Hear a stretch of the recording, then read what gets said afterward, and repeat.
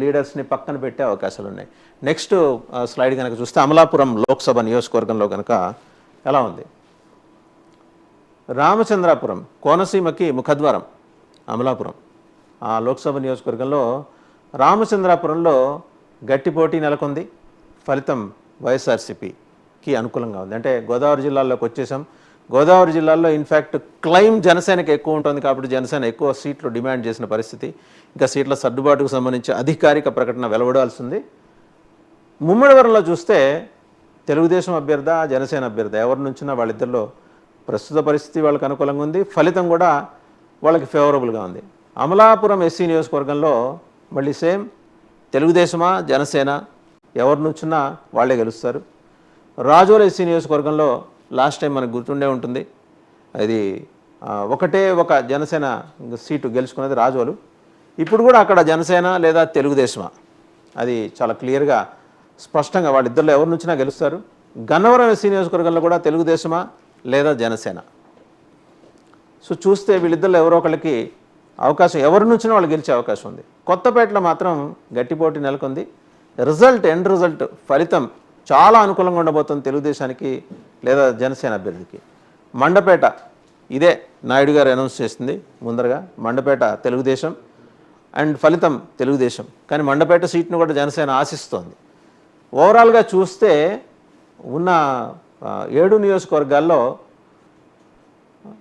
ఒక్క రామచంద్రాపురం మినహాయించి మిగిలిన అన్ని చోట్ల తెలుగుదేశం లేదా జనసేన ఫలితం వాళ్ళకి అనుకూలంగా ఉండబోతుంది. ఒక 2 చోట్ల గట్టిపోటీ ఉన్నా కూడా, రామచంద్రాపురంలో గట్టిపోటీ ఉంటే వైఎస్ఆర్సీపీ అక్కడ ఫలితం అనుకూలంగా ఉండే అవకాశం ఉంది. కొత్తపేటలో గట్టిపోటీ ఉన్నా తెలుగుదేశం లేదా జనసేన అభ్యర్థి.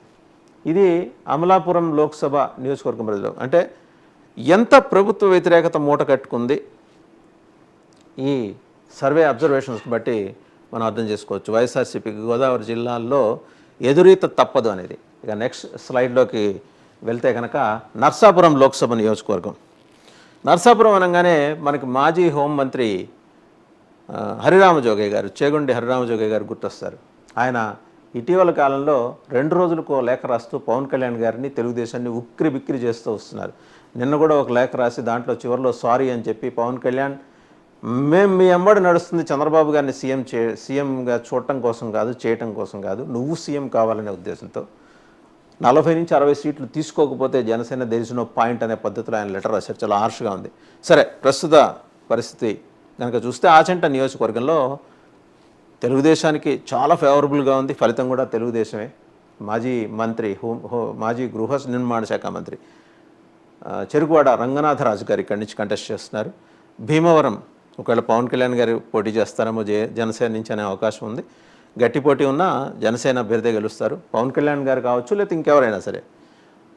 సో నర్సాపూర్ వచ్చేప్పటికీ జనసేన ప్రస్తుత పరిస్థితి అనుకూలంగా ఉంది.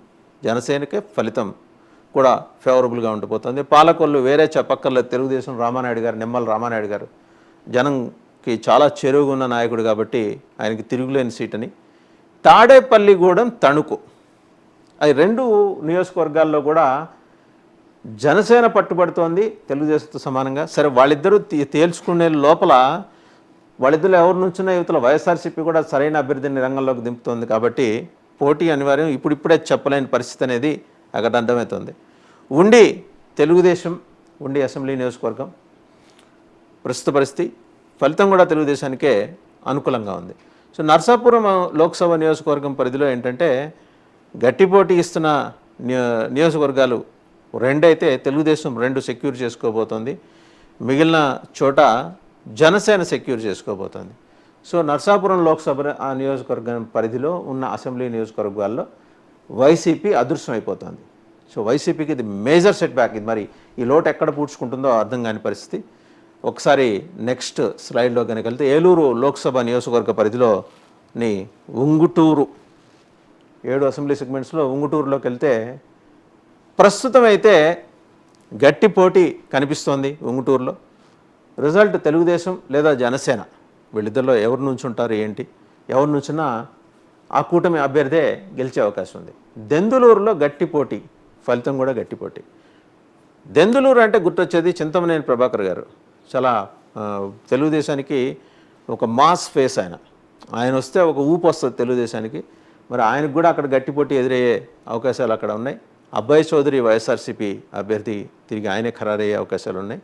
సో అబ్బాయి చౌదరి ఫ్రెషరు, బట్ చింతమనేని ప్రభాకర్ గారికి ఏంటంటే ఎప్పటి నుంచో ఆ నియోజకవర్గంతో అసోసియేషన్ అండ్ పర్సనల్ లెవెల్లో ఓటర్లతో ఆయనకి అటాచ్మెంట్ ఉంది. సో అయినా కూడా గట్టి పోటీ. తెలుగుదేశం ఇక్కడ రివ్యూ చేసుకోవాల్సిన నియోజకవర్గంలో మొదటి నియోజకవర్గం అనేది అర్థమవుతుంది. ఏలూరులో గట్టి పోటీ ఇస్తున్నారు, రెండు పార్టీలు గట్టి పోటీ ఇస్తున్నారు. ఇన్ఫ్యాక్ట్ బడేటి బుజ్జి గారి సోదరుడు బడేటి చంటి ఆయన కంటెస్ట్ చేద్దామని అనుకుంటున్నారు ఇన్ఛార్జిగా. సరే, వైఎస్ఆర్సీపీకి ఫలితం అనుకూలంగా ఉంటే అవకాశాలు ఉన్నాయి. ఎందుకంటే వైఎస్ఆర్సీపీ అభ్యర్థిగా మాజీ మంత్రి ఆళ్ల నాని మళ్ళీ ఆయనకే కన్ఫర్మ్ కావచ్చు. పోలవరంలో గట్టి పోటీ ఉన్నప్పటికీ తెలుగుదేశానికి ఫేవరబుల్గా ఉండే అవకాశం ఉంది.